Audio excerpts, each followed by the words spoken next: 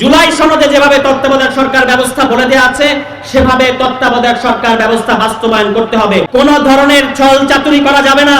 আপনারা 1995 সালে তত্ত্বাবধায়ক সরকার ব্যবস্থাকে বিতর্কিত করেছিলেন, কলুষিত করেছিলেন, অবৈধভাবে ক্ষমতায় এসেছিলেন। জনগণ আপনাদেরকে আন্দোলন করে ক্ষমতা ছাড়তে বাধ্য করেছিল।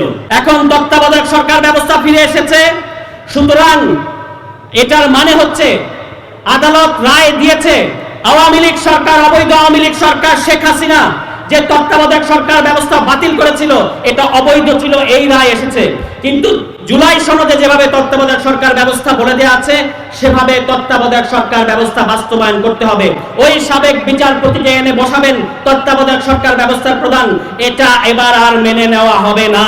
জুলাই সনদে যেভাবে সাইন করেছেন, আপনারা কথা দিয়েছেন অক্ষরে অক্ষরে জুলাই সনদ বাস্তবায়ন করবেন।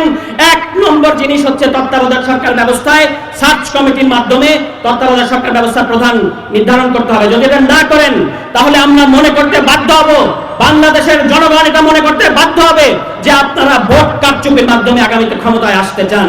আপনারা ভোট কারচুপির মাধ্যমে ক্ষমতায় আসতে চান, এই কারণে আপনারা জুলাই সনদ বাস্তবায়ন করছেন না, এই কারণে আপনারা গণভোট বাস্তবায়ন করছেন না। কাজেই খাল কেটে যেমন আপনারা আওয়ামী লীগ আনার চেষ্টা করছেন, দয়া করে খাল কেটে আওয়ামী লীগ আনার চেষ্টা করবেন না। পারলে ইন্ডিয়া থেকে শেখ হাসিনাকে আনেন। বাংলার ফাঁসির কাষ্ঠ, বাংলার ফাঁসির দড়ি শেখ হাসিনার জন্য অপেক্ষা করছে, তাকে আমরা ফাঁসিতে ঝোলাবো।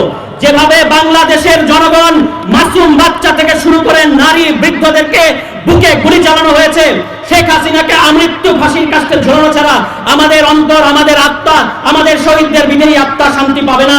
পারলে শেখ হাসিনাকে আনেন, কিন্তু খাল কেটে আওয়ামী লীগ আনার চেষ্টা করবেন না, এটা কিন্তু আমরা মেনে নেব না। দিনের বেলা আপনারা আওয়ামী লীগের বিরুদ্ধে অনেক বড় বড় কথা বলেন, কিন্তু রাতের বেলা আপনারা আওয়ামী লীগের নেতাদের সাথে আতাত করেন, সব খবরই আমাদের কানে আসে। এটা মনে করবেন না যে আমরা কোনো খবর রাখি না। সুতরাং আওয়ামী লীগ বাংলাদেশের ডেড, এই আওয়ামী লীগ আর কোনোদিন ফেরত আসবে না। ওই ভারতের এজেন্ট আওয়ামী লীগ বাংলাদেশে যদি ফেরত আনার চেষ্টা করেন তাহলে এবার আর শুধু আওয়ামী লীগকে পাঠানো হবে না, এর পাশাপাশি যারা ছোট আওয়ামী লীগ, বিএনপি সরকার, আপনাদেরকেও কিন্তু বাংলাদেশের মানুষ এক বিন্দু ছাড় দেবে না।